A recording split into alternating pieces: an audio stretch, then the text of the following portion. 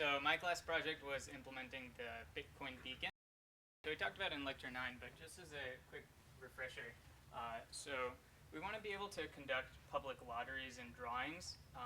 So the examples we gave in class were it was like the NBA draft or the Vietnam conscription lottery, or we also discussed the green card lottery. But basically these are public drawings where someone is picking out some winners out of some pool of participants. But a huge problem with these is that you can't really verify that the process of selection is actually random or not. So we talked about the NBA draft and how Patrick Ewing went to the Knicks, and everyone said, oh, maybe David Stern just rigged that so that the NBA could make more revenue. And there's no way to tell whether he actually did rig it or not. So we want to be able to have publicly verifiable lotteries. And another goal is that we want to avoid having to put faith in a trusted third party. So we also discussed in class, I think we discussed NIST and their kind of quantum mechanical randomness beacon. That's the one down here. And also other sites like random.org and such. So instead of basically using these is similar to instead of putting your faith in the NBA commissioners, you're just putting your faith in this other third party. So we want to try and avoid putting faith at all. So we use a beacon. So a beacon, just as a refresher, is a public randomness service, and it regularly outputs that can't be predicted until generation, but then once they're there, they can be used for things like public lotteries. So the solution, of course, is to use Bitcoin. And Bitcoin is great because it's a centralized system. That's part of the whole spirit of Bitcoin. And also that if we talk about using the hash of a future block in the blockchain, well, that hash we can extract randomness from it because we're not going to know it until it's actually generated and put onto the blockchain.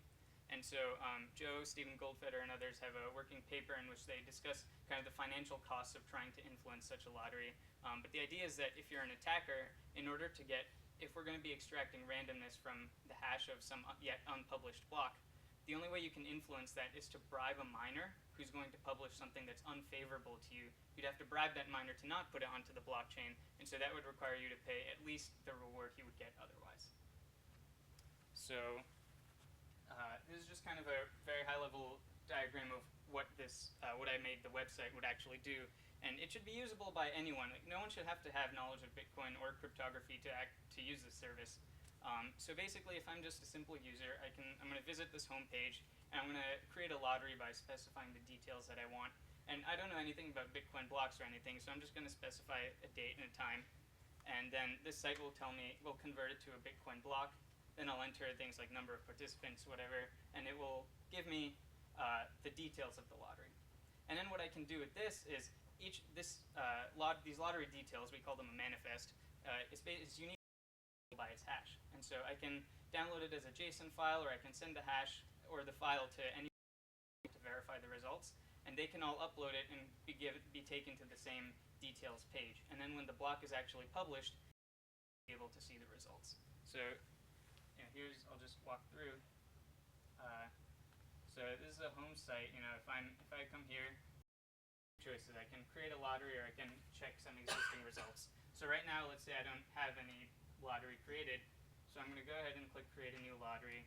And here are some instructions. I need to be able to choose date and a time. And so in the instructions, it details that this date and time, due to the nature of levels, is not going to be like, if you say next Tuesday at 5 p.m., it won't be exactly then. It'll be sometime a little bit after. So let's say I actually go ahead and say next Tuesday at 5 p.m. So what's going to happen is it's going to take this, it's going to calculate it, give it a future block number, and then give you the estimated time of arrival. So if you notice, it's actually a little bit after Tuesday. It comes next Wednesday, 1 a.m. So 8-hour delay. But what's actually going on there, is that so there's a couple approximations going on behind the scenes there, because it's actually pretty hard to convert just actual date time to a Bitcoin block. So one approximation that's going on behind the scenes is approximating the actual inter-arrival time. So originally it was just using 10 minutes, but if you look at this graph, you can, and we know from experience too, that the inter-arrival time of Bitcoin blocks swings pretty wildly. So here, this is a graph from November through the present, and it stayed at about 10 minutes. The blue line gives the graph of the past 2016 blocks. And it stayed approximately 10 minutes, and then it suddenly plummeted down to 9 minutes, and then the difficulty had a massive spike, and now it's above 10 minutes. So it's hard to estimate just using a simple 10-minute approximation. So what we do is we look at the past 4 difficulty cycles. So each difficulty cycle is the past 2016 blocks. And so we look at those past 4 difficulty cycles and average the time across that. So that way, if there's a particular anomaly within a difficulty cycle that would cause the time to be either very high or very low, it won't factor in too much. And this gives us a better approximation of Bitcoin arrival time. So on average, it actually comes out to around 9.8 from what I've done. And then the second thing is that since it's a lottery with these results, we want to make sure that the block doesn't arrive before the user-specified time. So we know that Bitcoin blocks arrive kind of with the Poisson distribution. So the arrival time of n blocks is an Erlang distribution.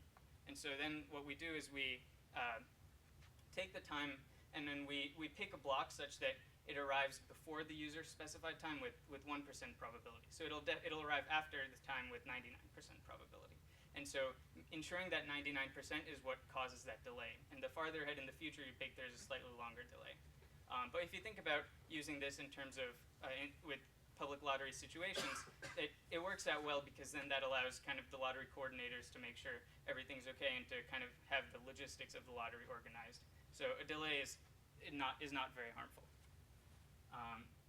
So then going back, so now you understand what happens here. So there are 4 types of lotteries that are there right now. There's just a simple default lottery, pick k winners out of n participants. There's a random ordering lottery, which simply takes participants and assigns them a random order. You can think of that kind of like the housing lottery, where everyone has to be given a spot, but top pick is better. Then there's simply get a random number. This just gets a seed from the block that will be published. And then there's also a place where you can provide your own custom script. So this would be if you had a more complicated lottery selection mechanism than what either of these 3 provide.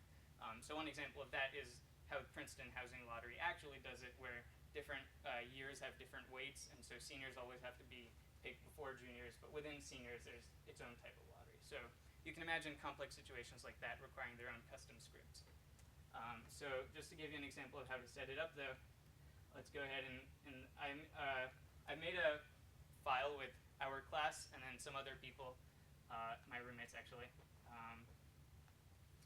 So I'm going to go ahead and upload that. I called it this participant list. So basically this file has 40 participants, and you can see down here this is kind of a glimpse of what the JSON file will look like. So these are all the participants. Charles, I know.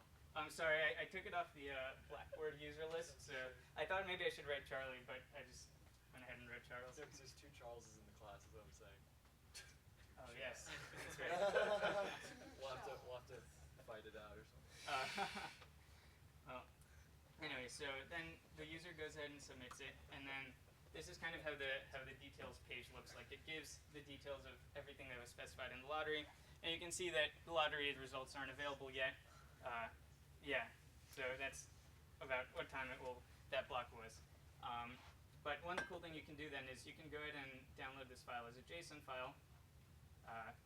So that's downloaded, and then I can send that to anyone in this class or anyone else who wants to verify that this lottery was actually done properly. And so then if I'm another user and I have this file sent to me, I can go back to the home page and I can enter the hash here or submit it as a JSON file. So just so we know, this was AC like that. So now I'm going to go ahead and choose the file from the downloads. This one. And so when I click go, I'll be taken back to the same page. So anyone who has this file, as a lottery coordinator, I can't just go find the results and then expect people to trust me. I can send out this file, and other people who want to verify it can demand this file and then be able to check the results themselves. So I went ahead and made two lotteries with this same participant list last night. So just to show that it actually works, I have the JSON files. I already went ahead and downloaded the JSON files, so I think this is one of them. And so yeah, so you can see now I can actually get the results because it's there. And so this is a pick 5 winners out of 40 participants lottery. And just to make sure that there's no kind of funny business going behind the scenes, you can see the script that's used here. And it's exactly what will appear if someone provides a custom script too. And this whole site is all open source and everything, so kind of continuing with the idea of not having a trusted third party, you don't actually have to go through this website to even conduct this kind of lottery. It provides an interface for it, but all the numbers and all the procedures are out there in open source, so you could completely verify the process yourself without ever going to this website. And so this was pick 5 participants, 5 winners out of 40 participants. I'm going to go ahead and get the results, and these are our winners. So, yeah, and so. Tell them what they've won. Oh, I don't know. It's up to Arvind and Joe. But of course, the guys who haven't won, if you're kind of mad about it or you want to make sure that there's no rigging going on behind the scenes, of course, you can go and you can publicly verify it. So what's actually going on behind the scenes here is that when I click get results and it calculates, it's querying the blockchain for the block that's listed here, 339.183, which I believe was released around maybe 7 a.m. or so. But it takes the hash of that block and it uses HMAC techniques to extract 32 bits of randomness out of it. So it takes that block and the previous 3 blocks for a total of 4 blocks, takes 32 bits out of each for a total of 128, and that's our random seed. So if we had just gone through the random number lottery, that's what would be presented. Or if you had provided a custom script, you'd be given that as your source of randomness, and you can then pick the lottery winners however you wanted to. And so in this particular situation, how it did it was it gave each participant an index, concatenated it to the random numbers, hashed it all, and then sorted it. And so then the first 5 were our winners in that case. But again, if for anyone who wants to do a more complex version or just kind of customize it in any way you want, that option is available to you there. And you can see as a regular user who doesn't have any knowledge of Bitcoin or cryptography, I didn't need to know anything about it. I just needed to know that I have to send this file to someone, and everyone can be able to verify the results themselves. So as to why 32, in Joe's paper they go into a little bit detail about the kind of how much entropy you can extract from a block, but 32 is the entropy that you can extract from the nonce of a block, and so that's what I ended up going with here. And just as a kind of conclusion, there are a couple of cool kind of extensions that you can use. So one idea that Joe mentioned from his talk at, I think, Stanford, was that someone proposed using verifiable random functions, which is basically could be like a second stage. So in a VRF, you have a secret key that you've used to seed your pseudo-random function, but you publish a public key, and so you can use the your secret pseudo-random generator, but people can prove using the public key that you've given that it works. So one possible drawback to the Bitcoin beacon like this is the attack mentioned, if someone does have significant financial resources, it is feasible to bribe people to not publish a block that's unfavorable to you. With the verifiable random function, there is still that risk, but it doesn't belong to the miners anymore, because what happens is after the block is published, that hash goes into the secret verifiable random function, and so the only person who actually knows what's going on there is the owner of that, so the miners can't influence that anymore. And one other possible extension would be to actually make a client that works directly with Bitcoin D or some other kind of Bitcoin client to work with the blockchain that way. But that's it for my presentation. The website is live. I would like to pretty it up a little bit more, and then maybe let everyone use it. So yeah, I'd like to take any questions. Oh yeah. Good. Have you pitched this yet to the housing department? Because I remember hearing you mention that as a joke. Yeah, no, Joe and I were talking about it. It would be really cool. I mean, I could. Have you talked to them yet, or? We haven't talked to them yet. Not yet. You'd like to. It's on the to-do list. Yeah, like I said, I'd like to pretty it up a little more, polish it up a little bit. Also, make the script that the housing department actually uses, so that if they have to do any work, chances are higher they'd say no. Yeah. The ultimate skeptics, students. So I'm curious what the benefits are of going through the block estimation. Like, instead of, for example, just saying, okay, like, I want 5 p.m., and then you just use the first block that's timestamped after 5 p.m., or the first block that's timestamped before 5 p.m.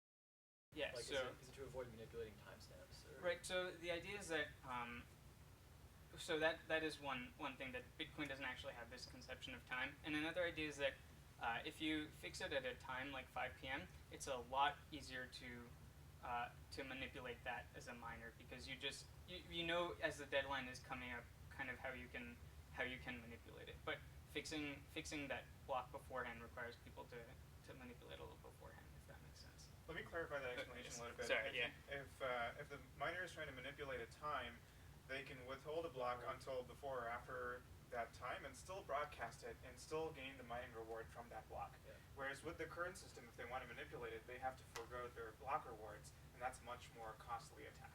Yeah, it's a much better explanation. Can you not instead of saying that you choose the block at this time, can you not say that you choose a block in the final blockchain of this height or something like that? Sorry? That's what it does. That is, yeah. Sorry, I should have clarified that. We pick a particular block height. Sorry. When I say block, I mean block height. It picks a block number looking at the current block. So it only uses publicly available information and that the time estimation to pick the height of a future block from which it will extract that randomness. So I could maybe give it slightly. The reason why you can't go with the timestamps actually even a little bit more subtle, because people do have to pick the timestamp. Well, like they have to commit to the timestamp before they know what the hash of the block is going to be.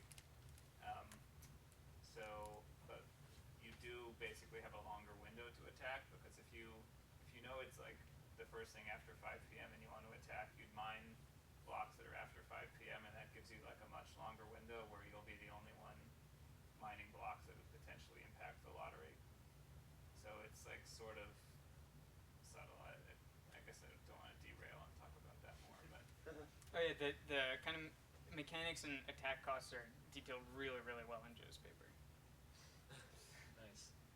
Oh yeah. Wouldn't it make more sense though still to create the script like fairly soon to when you want to actually execute it?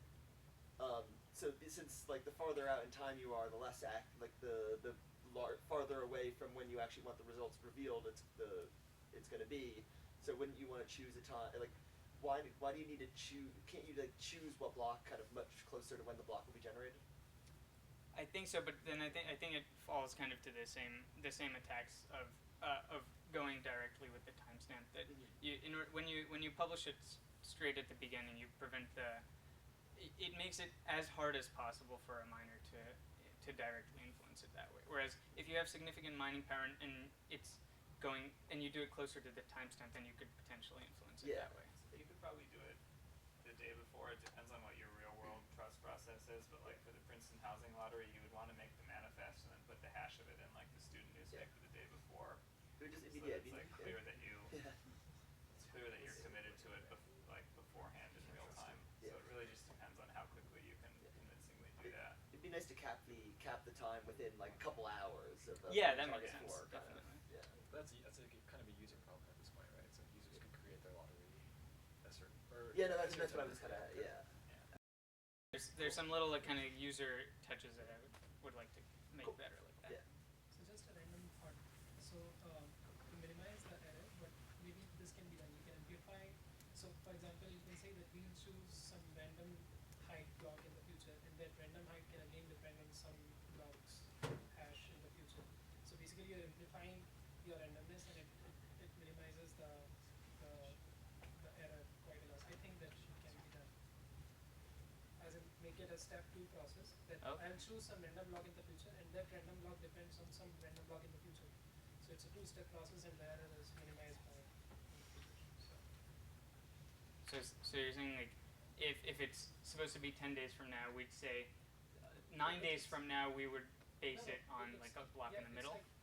I'll choose some block between say the next 100 days, and the day I'll choose again depends on the block which is on the second day. So it's like a 2-step process, and the error is minimized. So you like get a that. precise time Might be possible. of the actual lottery. So how is that better than just the human decision-making process actually happening a day before the deadline instead of 6 months before the deadline to pick which block you're going to ultimately select? You see what I mean? I'm not sure why that the two-step process needs to be automated. You can 6 months before the deadline, you can say, oh, a day before the deadline is when we'll actually pick the block number. Yeah. Anyway, cool. Great project. Yeah, great.